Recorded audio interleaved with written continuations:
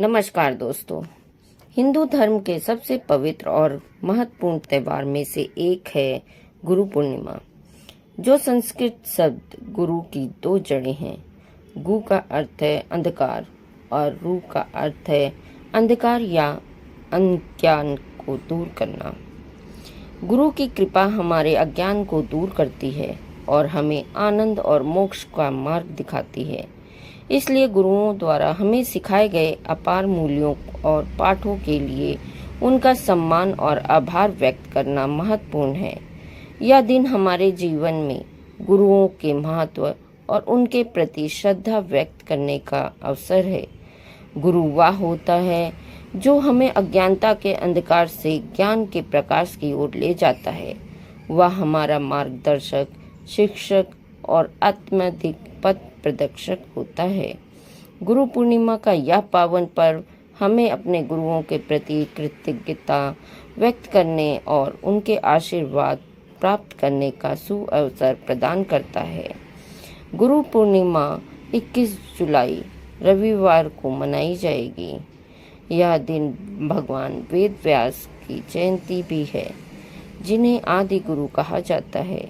उन्हें वेदों का विभाजन किया और पुराणों एवं महाभारत जैसे महाकाव्यों की रचना की। उनका जन्म इसी दिन हुआ था, इसलिए गुरु पूर्णिमा को व्यास पूर्णिमा भी कहा जाता है। तो आइए गुरु पूर्णिमा के इस पावन अवसर पर हम जानते हैं कि गुरु पूर्णिमा के पीछे पौराणिक कथा और कहानी क्या कहती है।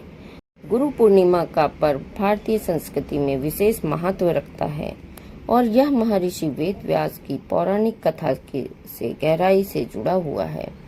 वेद व्यास, जो भगवान विष्णु के अंश अवतार माने जाते हैं, ऋषि पराशर और सत्यवती के पुत्र थे।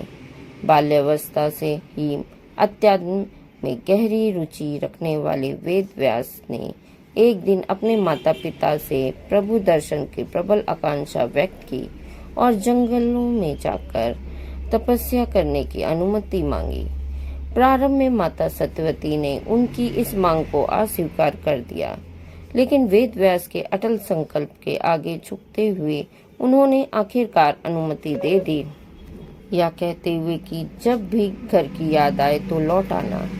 वन में जाकर वेद व्यास ने कठोर तपस्या की और तपस्या के परिणाम स्वरूप संस्कृत भाषा में अद्वितीय निपुणता प्राप्त की। उन्होंने चारों वेदों का विस्तार किया और महाभारत, 18 महापुराण और ब्रह्मसूत्र जैसे महत्वपूर्ण ग्रंथों की रचना की। महर्षि वेद व्यास को अमरता का वरदान प्राप्त है और ऐसा कहा जाता है कि वे आज भी किसी न किसी रूप में हमारे बीच विद्यमान हैं।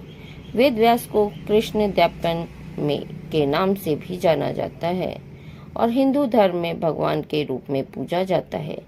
वेद व्यास का जन्मदिन होने के कारण इस पर्व को व्यास पूर्णिमा के नाम से भी जाना जाता है। गुरु पूर्णिमा पर लोग अपने गुरुओं की पूजा करते हैं, उन्हें फूल, फल, मिठाइयाँ और उपहार भेंट करते हैं। मंदिरों में विशेष धार्मिक कार्यक्रम आयोजित किए जाते हैं, जहां भक्त भजन, कीर्तन और गुरुओं के जीवन और शिक्षाओं पर प्रवचनों में भाग लेते हैं। इस दिन दान करना भी शुभ माना जाता है।